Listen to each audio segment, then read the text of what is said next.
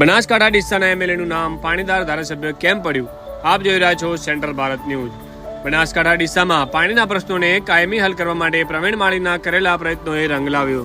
ડીસામાં પ્રવીણભાઈ માળીએ ખેડૂતોને આપ્યો મોટો લાભ। તળાવ યોજના આગળ વધારી જિલ્લામાં કૃષિ ક્રાંતિ લાવી।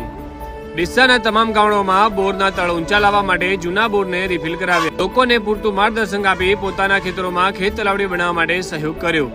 ચાલો હવે વિગતવાર જાણીએ પ્રવીણભાઈ માળીનો કૃષિ ક્ષેત્રે વિહંગમ યોગદાન, જેમાં પ્રવીણભાઈ માળીના નેતૃત્વમાં ડીસામાં ખેડૂતો માટે નવી સિંચાઈ પદ્ધતિઓ માટે ટેકનિકને કારણે એક નવી કૃષિ ક્રાંતિ આવી છે। ખેડૂતો માટે શ્રેષ્ઠ મકાનિક પગલાં, જ્યારે માલગઢ ગામમાં વિદ્યુત આધારિત સિંચાઈ મોડેલનો ઉપયોગ કરીને પ્રવીણભાઈ માળીએ ખેડૂતોને સસ્તું અને મજબૂત પાણી પૂરું પાડ્યું છે।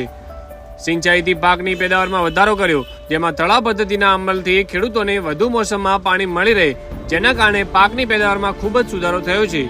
ખેડૂતો માટે માર્ગદર્શક અને મદદ કરીને પ્રવીણભાઈ માળી દ્વારા સિંચાઈ પદ્ધતિ પર કરવામાં આવેલા માર્ગદર્શક અને સપોર્ટથી ખેડૂતોને નવા ઉપાયો અને તકનીકીઓથી સમજ આપવામાં આવે છે। ડીસામાં કૃષિ પ્રગતિનો મંચમાં પ્રવીણભાઈ માળીના પ્રયાસોથી ડીસામાં કૃષિ ક્ષેત્રે નવી ઉત્તેજના અને વિકાસની લહેરમાં જોવા મળી રહી છે। વિશ્વસનીય નેતૃત્વને ડીસા તદ્દન બદલતા જોવા મળી રહ્યું છે। પ્રવીણભાઈના પ્રભાવશાળી નેતૃત્વ ખેતી માટેની નવીન પદ્ધતિઓને સફળતાપૂર્વક અમલમાં લાવવાનું દાયકાનું ઉદાહરણ ગુજરાતભરમાં સ્થાન મેળવ્યું છે।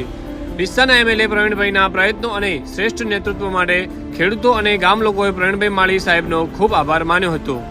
લિખિતમ તંત્રી શ્રી ભાવેશભાઈ પડિયાર। જોતા રહો સમાચાર bureau report, central Bharat news, Banaskantha.